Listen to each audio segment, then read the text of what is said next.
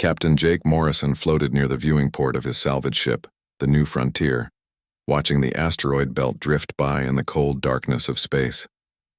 He had been running mining operations out here for 15 years, and he thought he had seen everything the belt had to offer. Chunks of rock, ice, and the occasional piece of old human junk from the early colony days. Nothing that would make him rich, but enough to keep his crew fed and his ship running. "Captain, you need to see this," came the voice of Lisa Barrett, his chief engineer, over the comm system. Her voice carried an edge he had never heard before. Morrison pushed off from the wall and floated down to the bridge. Barrett was hunched over her scanner display, her face pale in the blue glow of the screen. The rest of the crew had gathered around her station. Danny Wright, their best mechanic, was scratching his head and staring at the readings like they were written in a foreign language. "What have we got, Lisa?" Morrison asked, settling into his command chair. Barrett looked up at him with wide eyes. "Sir, there's something out there. Something big, and it's not supposed to be there." She touched a few controls and the main screen lit up with a long-range scan. At first, Morrison saw nothing but the usual scatter of rocks and debris. Then Barrett zoomed in and his breath caught in his throat. Floating in the shadow of a large asteroid was a ship. But it wasn't like any human ship he had ever seen. It was huge, easily 3 times the size of their salvage vessel. Its hull was dark and smooth, with strange curves and angles that seemed to flow together like liquid metal. Even damaged and dead in space, it looked beautiful and terrifying at the same time. "How long has it been there?" Morrison asked. "Hard to say," Barrett replied. "The asteroid's been blocking our scanners. Could have been years, maybe decades. But Captain, look at this." She brought up another display showing energy readings. "It's completely dead. No power, no life support, no nothing. And look at these hull breaches." Morrison could see them now, huge tears in the alien ship's hull, like something had ripped it open from the inside. Debris floated around the wreck in a slow, deadly dance. "My God," whispered Beth Torres, their youngest crew member. "It's really alien, isn't it?" Morrison nodded slowly. In all the years humans had been exploring space, they had found signs that other intelligent life existed. Ancient ruins on dead worlds, strange signals from distant stars. But this was the first time anyone had found an actual alien ship. "Lisa, can you tell what killed it?" Morrison asked. Barrett worked at her controls for several minutes. "It's strange, Captain. The damage looks deliberate, like someone took apart all the important systems on purpose. The power core is completely fried. The computer systems are burned out and anything that might have been weapons is just gone." "Sabotage?" Morrison asked. "That's what it looks like. Someone didn't want this ship to fall into enemy hands, so they destroyed it from the inside." Morrison made a decision that would change everything. "We're going aboard." 2 hours later, Morrison floated through the alien ship's corridors in his bulky spacesuit. The inside was just as strange as the outside. The walls curved in impossible ways, and there were symbols carved into the metal that hurt to look at too long. His helmet lights cast weird shadows that seemed to move when he wasn't looking directly at them. "Captain, over here," called Wright over the radio. Morrison followed the sound of his voice down a corridor that seemed to twist in ways that made no sense. He found Wright in what must have been the ship's bridge. It was a large circular room with stations arranged around the walls, or what Morrison thought were stations.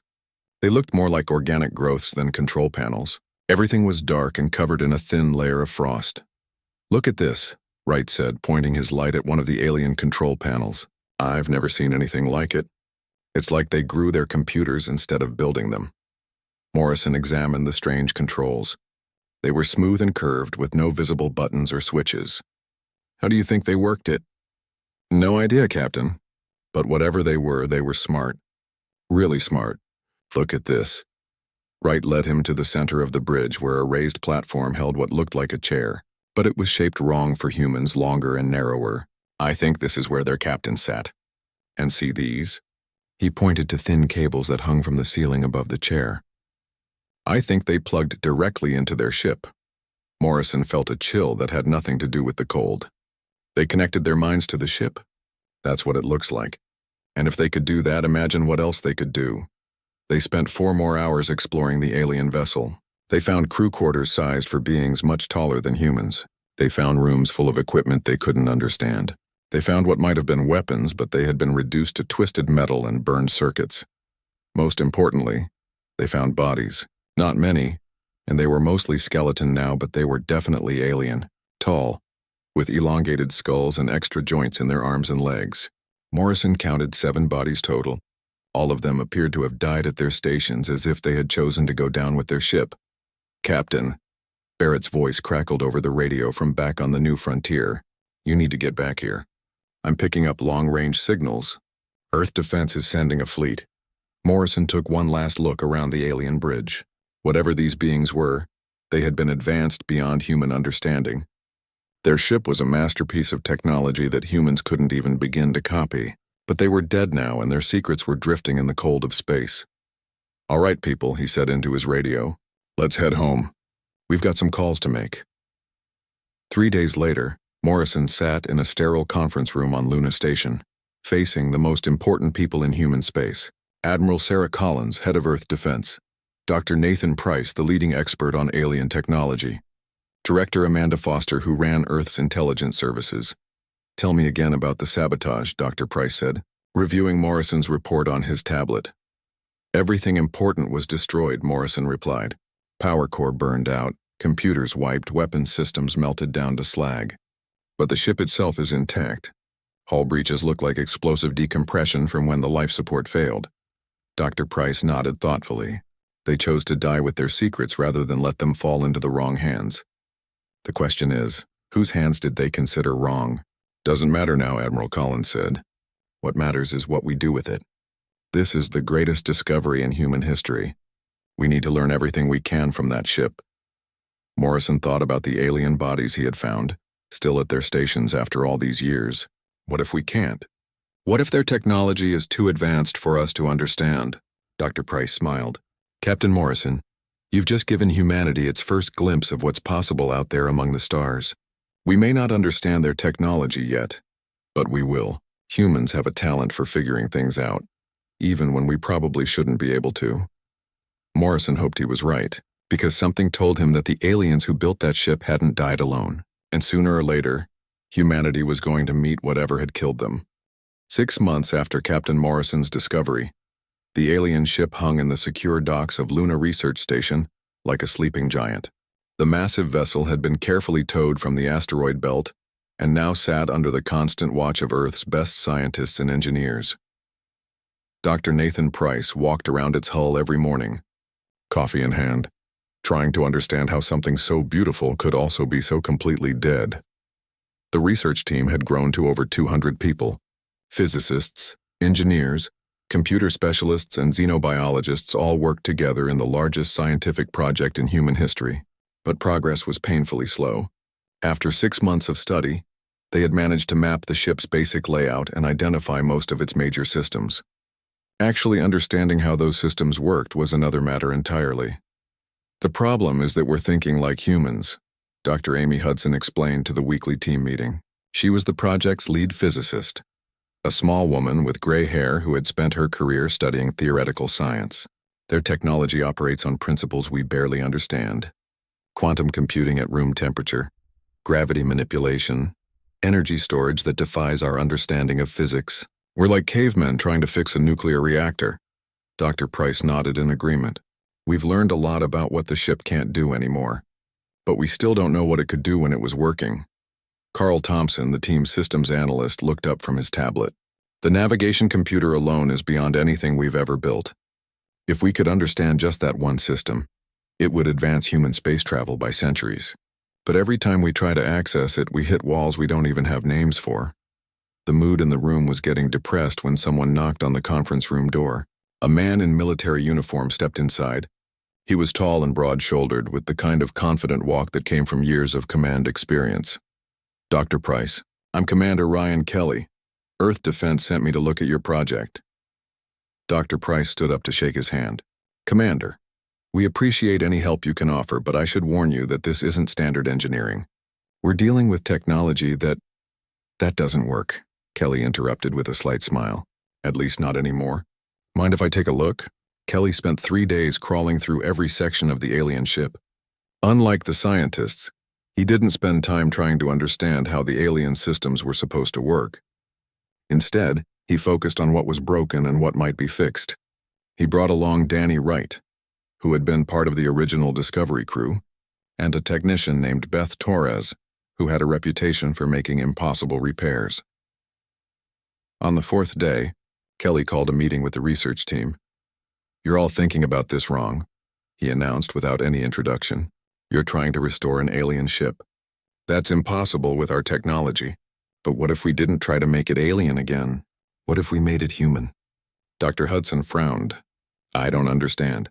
The ship systems are integrated at the quantum level. You can't just replace alien technology with human equivalents." "Why not?" Kelly asked. "Look, I've spent my career keeping human ships running with whatever parts I could find. Sometimes that meant using reactor coolant as hydraulic fluid, or turning cargo bay lighting into emergency power systems. The key isn't to use the right parts. The key is to use parts that work." He activated the room's holographic display and showed a three-dimensional map of the alien ship. The aliens built everything to work together perfectly. When one system failed, everything failed. But what if we could make the systems work independently? What if we could build human interfaces that could talk to the alien systems that still function? Danny Wright leaned forward with interest. "You mean like building a bridge between human and alien technology?" "Exactly. The ship's gravity generators are damaged but not destroyed. We can't fix them the alien way, but maybe we can power them the human way. The hull is mostly intact. The life support systems are fried, but we know how to build life support systems." Dr. Price looked skeptical. "Commander, even if that were possible, we'd be creating a hybrid system that neither human nor alien engineering would recognize. It could be incredibly dangerous." "Everything about this ship is dangerous," Kelly replied. "But right now it's also completely useless. At least my way, we might end up with something that works." Beth Torres had been quiet during the discussion, but now she spoke up. "I think he's right. I've been studying the ship's power distribution system. It's incredibly sophisticated, but it's also modular. Each section can be isolated from the others. If we could get one section working, we might be able to expand from there." Over the next month, Kelly's team began the delicate work of installing human systems alongside alien technology. They started small, trying to restore power to a single corridor. It took 2 weeks of careful work, but eventually they managed to get lights working in one section of the ship. The breakthrough came when Torres figured out how to restart the ship's artificial gravity generators.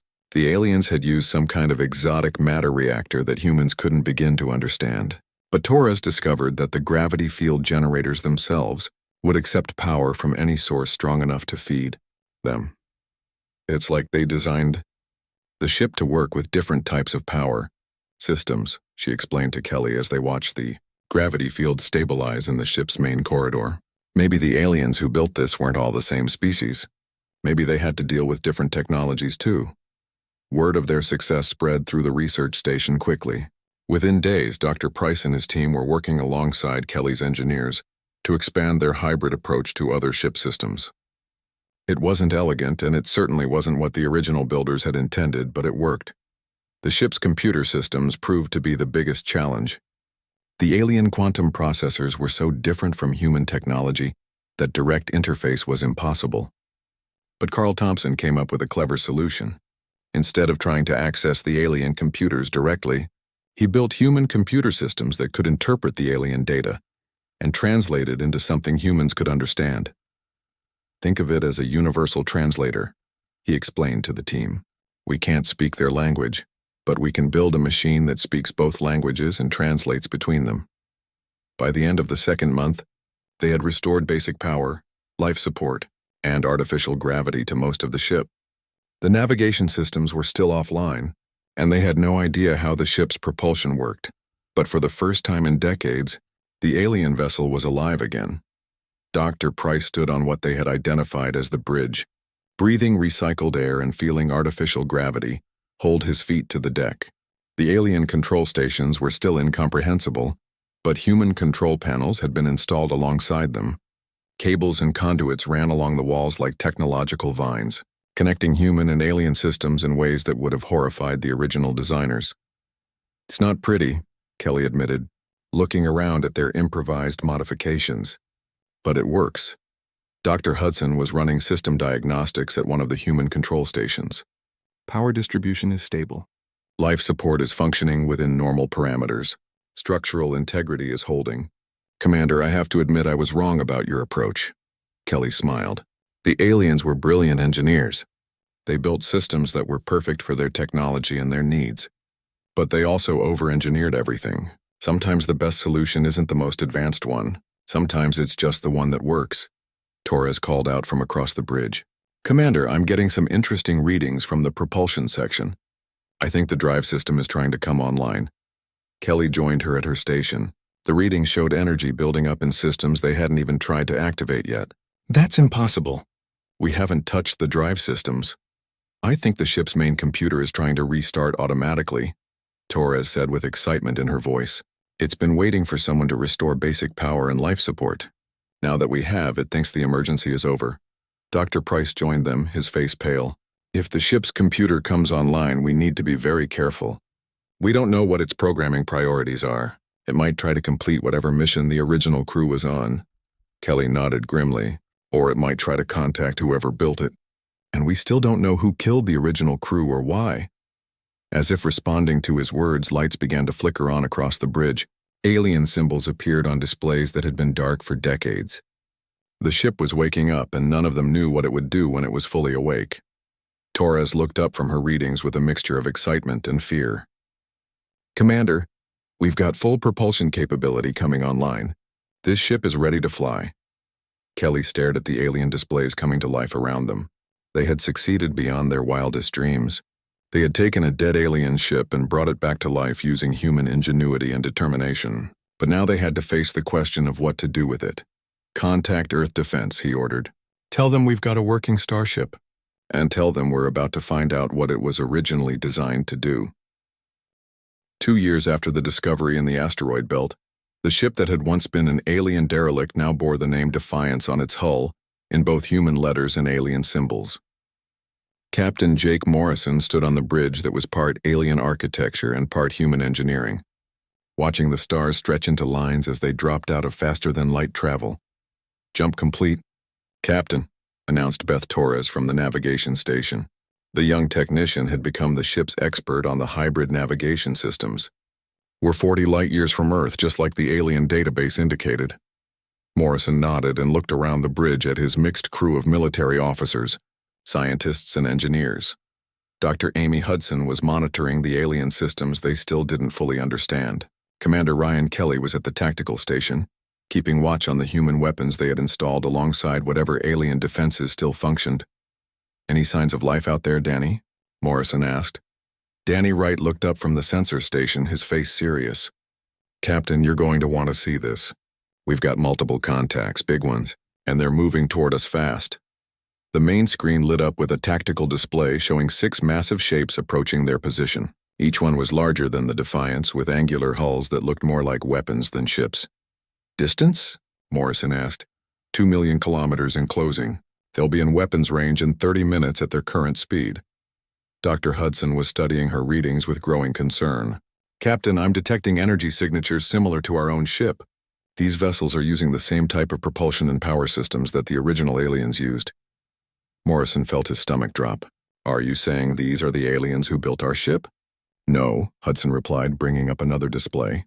The technology is similar, but not identical. It's like comparing a human jet fighter to a human cargo plane. Same basic principles, different applications. Kelly spoke up from the tactical station. Captain, I'm reading massive weapons signatures from all 6 ships. Whatever they are, they came here ready for a fight. Before Morrison could respond, the communication system crackled to life. A harsh mechanical voice filled the bridge, speaking in a language none of them recognized. The ship's translation software, a hybrid of human programming and alien databases, worked frantically to convert the alien words. Unknown vessel, the translated voice said with a slight delay. You are in violation of Kethmore territorial space flying a stolen Zephyrian warship. Prepare to be boarded and surrendered to proper authority. Morrison looked at his crew. They had all known this moment would come eventually. Torres, open a channel. Channel open, Captain. Morrison took a deep breath. This is Captain Jake Morrison of the Earth vessel Defiance. We are a peaceful exploration ship from the planet Earth. We found this vessel abandoned and derelict. We claim salvage rights under interstellar law. There was a long pause before the alien voice responded. This time there was something that might have been laughter in the mechanical tones. Humans, the voice said with obvious contempt. Primitives, who scavenge dead ships and pretend to understand technology beyond their capabilities. The vessel you fly belonged to the Zephyrian Republic, enemies of the Kethmore Empire. By right of conquest, it belongs to us. Kelly leaned over to Morrison. Captain, they're moving into attack formation. I don't think they're interested in negotiations. Morrison tried again. We're willing to discuss this diplomatically. We had no knowledge of your claims on this vessel. Discussion is unnecessary, the alien replied. Surrender the ship and prepare to be taken into custody. You will be processed and returned to your home world.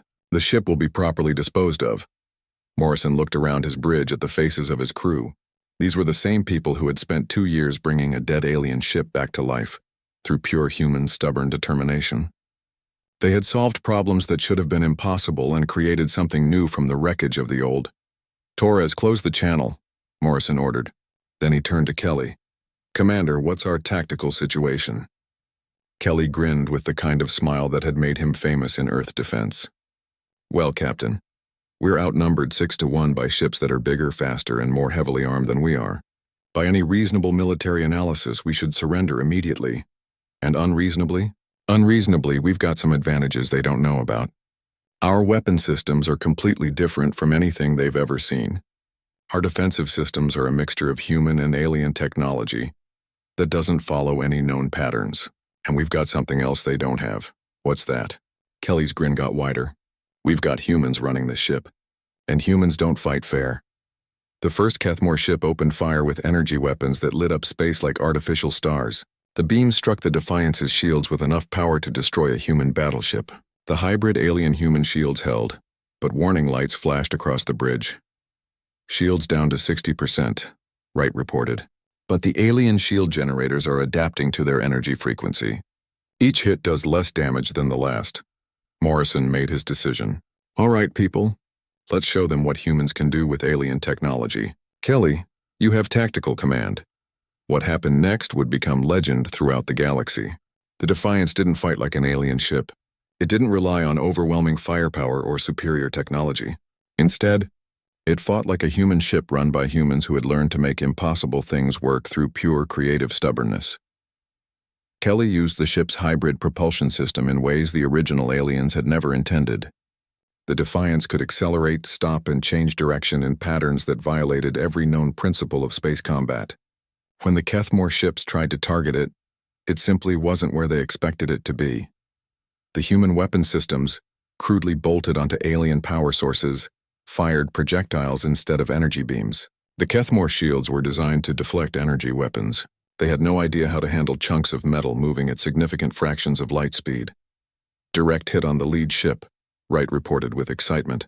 Their shields are down and they've got hull breaches. But it was Dr. Hudson who provided the most devastating weapon. She had spent 2 years studying alien technology, and she had learned something the Kethmore had forgotten. The Zephyrian systems were designed to interface with other Zephyrian systems. When she activated the ship's original communication protocols, every Kethmore ship suddenly found their own systems being accessed by what they thought was a dead enemy. I'm causing system failures across their entire fleet, Hudson reported. The Zephyrian technology is designed to take control of enemy ships during combat. The Kethmore never bothered to update their defenses because they thought all the Zephyrian ships were destroyed.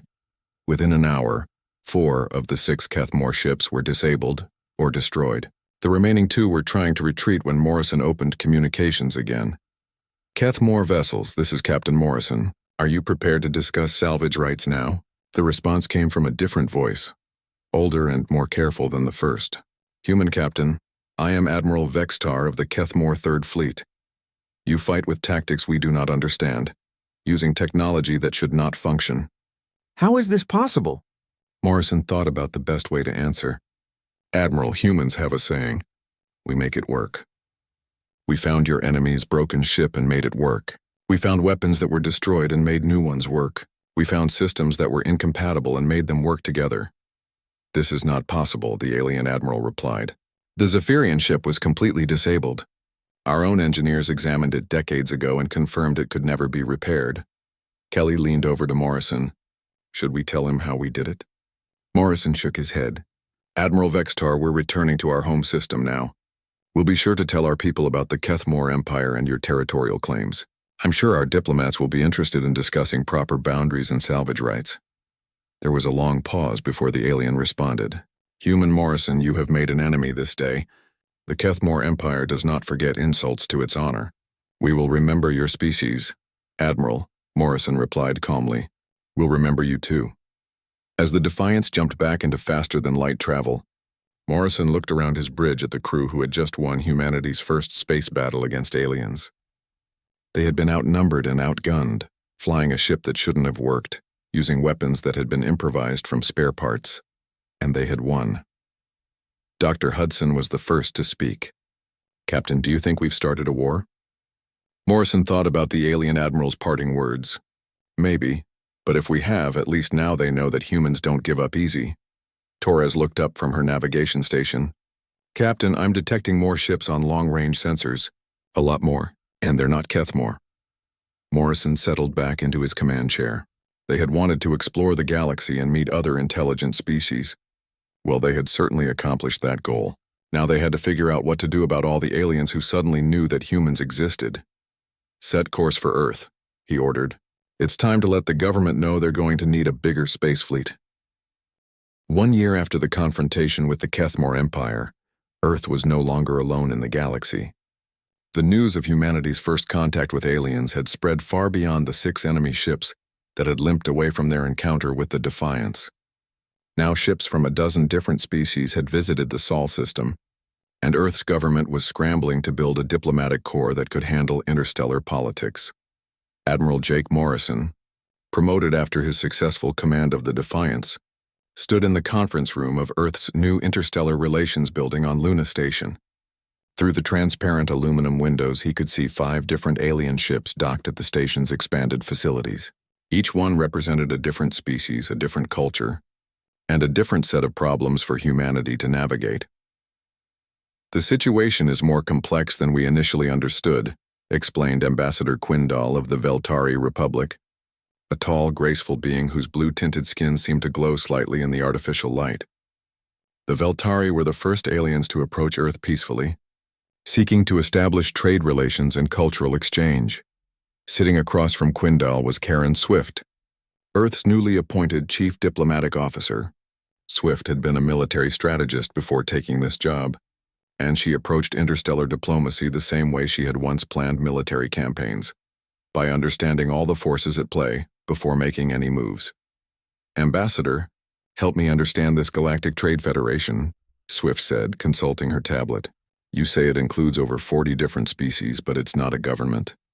Quindal made a gesture that the translation software interpreted as agreement. "The Federation is more like what you humans call a trade organization. We establish common standards for commerce, mediate disputes between member species, and maintain peaceful relations across our section of the galaxy. But each species maintains its own government and military." Morrison leaned forward. "And the Kethmore Empire? Are they part of this federation?" "They are," Quindal replied with what might have been a sigh. "Though they are difficult members, the Kethmore believe in expansion and conquest. They respect strength above all else, and they view diplomacy as a sign of weakness." Dr. Amy Hudson, now serving as Earth's chief science advisor, looked up from her own tablet. "What's their position on our claim to the Zephyrian ship?" "That is the source of much debate," Quindal admitted. "By traditional salvage law, your claim is valid. The ship was abandoned, you found it, you made it functional, but the Kethmore argued that they had prior claim based on their victory over the Zephyrian Republic." Swift made notes on her tablet. "And what does the Federation think about our modifications to the ship?" For the first time in the conversation, Quindal seemed uncomfortable. "That is a more complex issue. Your approach to the Zephyrian technology has caused considerable discussion among Federation scientists and engineers." Morrison exchanged glances with Hudson. "What kind of discussion?" "The problem," Quindal explained carefully, "is that your modifications should not be possible. Every species in the galaxy approaches technology in similar ways. We study it, understand it completely, then reproduce it or improve upon it. You took technology you did not understand and forced it to work anyway." Hudson frowned. "Is that bad?" "It is unprecedented. And it frightens some species. They worry about what humans might do with technology they do understand. if they can accomplish so much with technology they do not. Swift put down her tablet and looked directly at the alien ambassador. Are we considered a threat? Quindal was quiet for a long moment. There are species within the Federation who believe humanity represents a new type of technological development, one that could disrupt the established order of galactic civilization. They point to your victory over the Kethmore fleet as evidence that human unpredictability makes you dangerous. Morrison felt a chill. And what do you think? I think, Quindal said slowly, that the galaxy has been stable for too long. The same species dominate trade, politics, and military power. The same technologies have been used for centuries with only minor improvements. Perhaps it is time for new ideas. The meeting was interrupted by an urgent communication from Earth Defense Command. Morrison activated the holographic display, and the face of Admiral Sarah Collins appeared in the room. Morrison, we've got a situation developing, Collins announced without preamble. Long-range sensors are detecting a large fleet movement in the outer system. At least 20 ships mixed species heading directly for Earth. Morrison stood up. Hostile? Unknown. They're maintaining communication silence, but they're not making any threatening moves. They'll be here in 6 hours. Swift turned to Quindal. Ambassador, do you know anything about this? The alien diplomat's skin color shifted to a deeper blue, which the translation software indicated was a sign of concern. The Federation Council has been debating humanity's membership application for weeks. If a fleet is approaching, it means they have reached a decision. What kind of decision requires 20 warships? Morrison asked. The kind where not everyone agrees, Quindal replied grimly. 6 hours later, Morrison stood on the bridge of the Defiance, now the flagship of Earth's small but growing space fleet. Around him, 5 other human ships maintained formation. They were all based on alien technology that had been found, salvaged, or traded for in the past year. Each one was a unique hybrid of human engineering and alien systems. The approaching alien fleet was impressive. 20 ships representing 6 different species, from the sleek vessels of the Veltari to the massive dreadnoughts of the hegemony of Tau Ceti. But what worried Morrison most was that the Kethmore Empire had sent 3 of their largest warships. Incoming. Transmission announced. Beth Torres from the communications station. It's from the lead Federation ship. Put it on screen, Morrison ordered. The face that appeared was unlike any alien Morrison had seen before. It looked almost crystalline, with features that seemed to shift and change in the light. When it spoke, the voice was like the sound of wind through ice caves. I am Prime Delegate Zerath of the Academic Collective of Rigel, the being announced. I speak for the Galactic Trade Federation in this matter of humanity's application for membership. Morrison stepped forward. Prime Delegate, I am Admiral Jake Morrison, representing Earth and the human species. We welcome the opportunity to discuss membership in the Federation. The discussion has already taken place, Zerath replied. The Federation Council has reviewed humanity's actions over the past year. Your discovery and modification of Zephyrian technology, your conflict with the Kethmore Empire, your rapid expansion into interstellar space. The Council has reached a decision. Morrison waited, but the alien said nothing more. And that decision is? Humanity will be granted provisional membership in the Galactic Trade Federation, Zerath announced. However, there are conditions. Your approach to alien technology must be regulated, your expansion into space must be monitored, and your military capabilities must be assessed to ensure galactic stability. Before Morrison could respond, another voice cut into the transmission. It was Admiral Vextar of the Kethmore Empire. The Kethmore Empire objects to this decision, the alien admiral declared. Humans are dangerous primitives who stumble upon technology they cannot understand and use it in ways that threaten established order. They must be contained, not welcomed. A third voice joined the conversation, speaking in the musical tones of the Veltari. The Veltari Republic supports humanity's membership. Their innovative approach to technology could benefit all Federation members. Morrison realized he was witnessing a real-time political debate between the most powerful species in the galaxy, and humanity was the subject.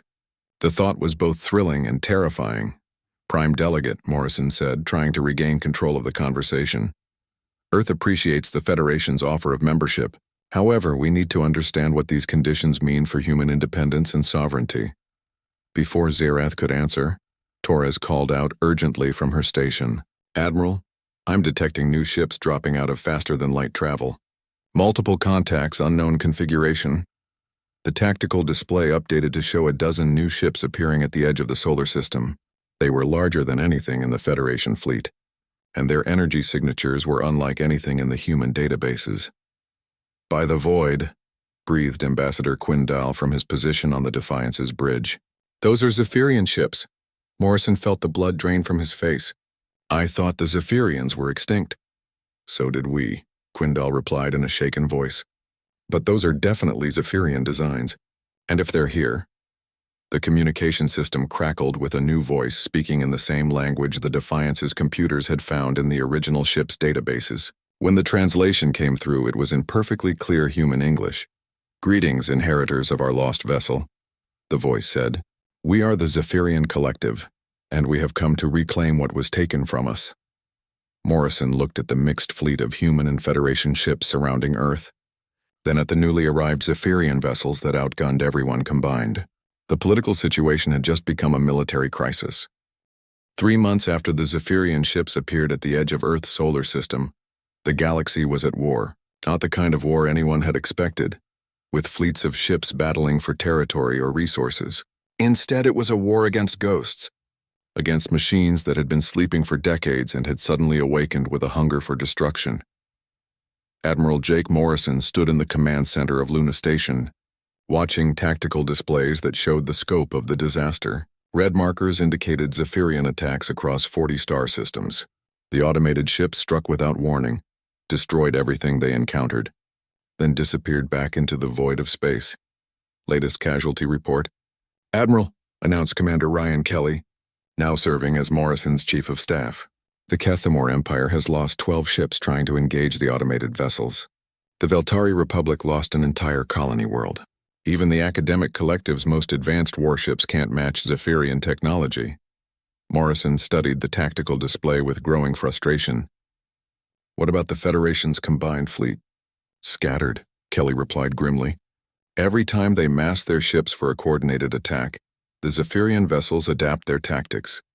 It's like fighting an enemy that learns from every encounter and never makes the same mistake twice." Dr. Amy Hudson looked up from her analysis station. "That's exactly what's happening.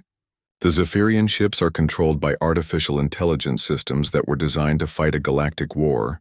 Every battle makes them smarter. Every defeat teaches them new tactics." Morrison turned to face the mixed group of human and alien officers who had been working together to understand the Zephyrian threat. Ambassador Quindal was there, his usually calm demeanor replaced by obvious worry. Prime Delegate Zerath attended via holographic projection, his crystalline features flickering as the transmission struggled with interference from ongoing battles. "Prime Delegate," Morrison said, "what's the Federation's official position on this crisis?" Zerath's image stabilized as he spoke. "The Federation Council has authorized the use of all available resources to contain the Zephyrian threat. However, our conventional weapons are proving inadequate. The automated ships appear to be using technology that surpasses even our most advanced systems. In other words," Kelly said quietly, "the galaxy's most powerful military forces are losing." Ambassador Quindal made the gesture that indicated agreement among his species. "Admiral Morrison, the Federation Council has made a request. They want to know if humanity's unique approach to alien technology might provide solutions that conventional methods cannot." Morrison looked around the room at his staff. Beth Torres was at her usual station, monitoring communications from across the galaxy. Danny Wright was analyzing technical data from ships that had encountered the Zephyrian vessels and survived. Dr. Hudson was deep in study of the Zephyrian systems they had salvaged from the original derelict. "What exactly are they asking us to do?" Morrison asked.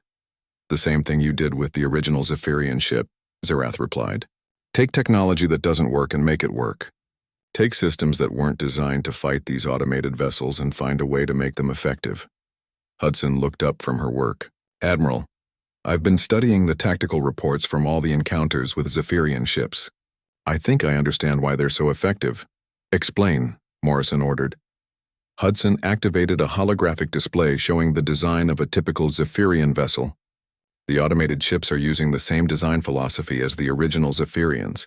Everything is perfectly integrated. Every system works in harmony with every other system. They're incredibly efficient and incredibly powerful. That sounds like an advantage, Morrison said. It is until you fight someone who doesn't play by the same rules, Hudson replied. The Zephyrian AI is programmed to fight against other advanced civilizations using advanced tactics. It expects its enemies to use sophisticated strategies and elegant solutions. Kelly was beginning to understand. But humans don't fight that way. Exactly, Hudson said with growing excitement. We improvise. We use whatever works. We combine incompatible systems and somehow make them function together. The Zephyrian AI has no programming for how to deal with opponents who shouldn't be able to fight them at all. Morrison felt a spark of hope for the first time in months. What are you suggesting? I'm suggesting we do what we do best, Hudson replied. We take the Federation's most advanced technology, combine it with human engineering principles, and create weapons that the Zephyrian AI can't understand or predict. Wright leaned forward from his station.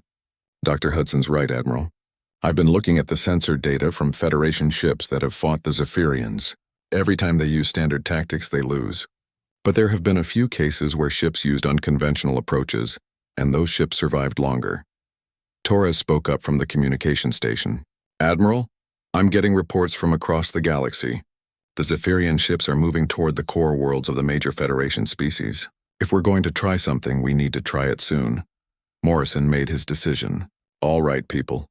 Dr. Hudson, I want you to work with the Federation's top scientists to develop new weapons based on human engineering principles. Right. You're in charge of modifying our existing ships to use these new systems. Kelly, coordinate with the Federation military to identify targets where we can test our new approach. Prime Delegate Zerath's image flickered with what might have been surprise. Admiral, are you proposing to take command of Federation military operations?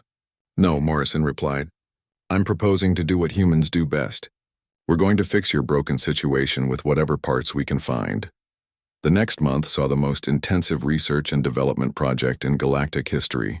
Human engineers worked alongside alien scientists to create hybrid weapons that violated every principle of elegant design. Kethmore military doctrine was combined with Veltari energy systems and human improvisation to create tactics that shouldn't work according to any known theory of space combat. The test came at the Battle of Rigel Prime, where a massive Zephyrian automated fleet had gathered to attack the academic collective's homeworld. Morrison led a mixed force of human and Federation ships, each one modified with the new hybrid systems. All ships. This is Admiral Morrison, he announced over the communication system as they dropped out of faster-than-light travel near Rigel. Remember, we're not trying to outfight the Zephyrians. We're trying to confuse them. Use every dirty trick you can think of. The battle that followed would be studied by military historians for generations. The human Federation fleet didn't fight like any military force in galactic history. Ships would combine their fire in impossible ways, using energy weapons to accelerate projectile weapons beyond anything the Zephyrian AI had ever encountered. Hudson's modifications to the Federation shield systems created defensive barriers that changed frequency and composition randomly, making it impossible for the Zephyrian ships to adapt their weapons. Wright's engineering teams had installed human-style damage control systems on alien ships, allowing them to continue fighting even after taking hits that should have been fatal. But it was Torres who provided the breakthrough that won the battle. She had been studying the communication protocols of the original Zephyrian ship, and she discovered something remarkable. Admiral, she called out over the battle communications, the automated ships are still connected to each other through the original Zephyrian network. I think I can use our ship systems to access their communication grid. Do it, Morrison ordered. What Torres did next was something that only someone trained in human-style engineering could have accomplished. Instead of trying to hack the sophisticated Zephyrian network, she simply introduced chaos into it.